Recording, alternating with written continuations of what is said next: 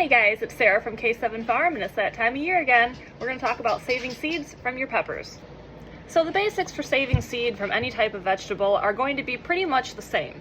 You want to make sure you start with an open pollinated or an heirloom variety of seed, because those are the ones that should create peppers that have the same characteristics of the pepper that you are saving seed from. If you use a hybrid, the seed will most likely sprout. It might even grow peppers, but it's going to have different characteristics. An open pollinated variety will breed true. That's one of the terms that you'll learn when you are learning about seed saving. But a hybrid is basically a crossbreed between two different varieties. So when you save the seed from that variety, it may take on different characteristics from either of the two plants that it came from. Now there's a lot of information about saving seed. You'll need to know, how many you want to plant for genetic diversity. You will want to cull or pull up the plants that are not showing the right kinds of characteristics, because you don't want to save seed from any plant that is not growing true. So seed saving actually, it starts with the planting stages before you ever put your garden in. That way you can figure out what variety you're starting with, and then you need to figure out what kind of isolation methods do you need to keep that seed pure.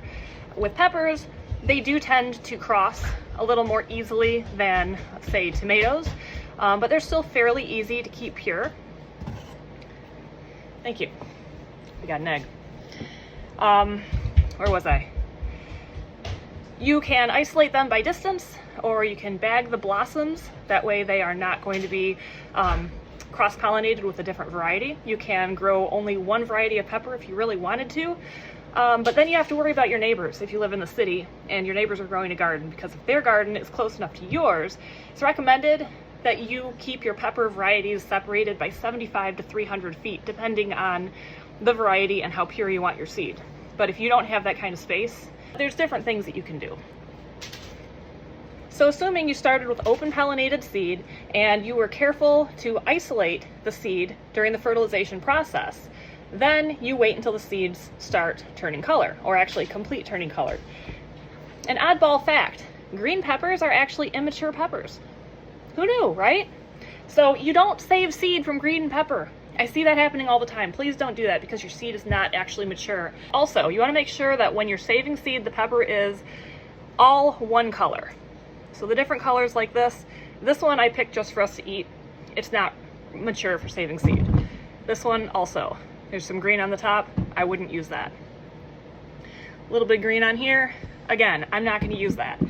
And you also want to be careful with, sometimes there's bug bites. And when a pepper has damage from bugs or bruising or other things, sometimes it will change color prematurely. You want to make sure that whatever you're saving seed from is fully ripe, but also fully healthy. These are all completely changed color. They've been isolated properly, so I am confident that the seed is going to be pure. So the only thing you're going to do, it's another green pepper. Don't save seed from green pepper. Where's my knife? Hold on. Okay, somebody walked off with my knife. I'm back. So you're just basically going to cut the top off your pepper. Wow, this is dull. This is not the knife I had. Use a sharp knife. Anyway, you have seeds. Now this is a lipstick pepper, so I'm gonna find the right coffee filter. I dry my seeds on coffee filters. I just label them. I use this for lipstick peppers, and then I have an R on here. I also use this for saving Roma tomato seeds. So you just peel the seeds off. They come off really easily. And then there's probably some inside. So scrape all those seeds out. And then you do this from whatever number of peppers you are saving seed from that are the same variety. And then you're going to set this out to dry. Once this is dry, you save these seeds and you use them for next year.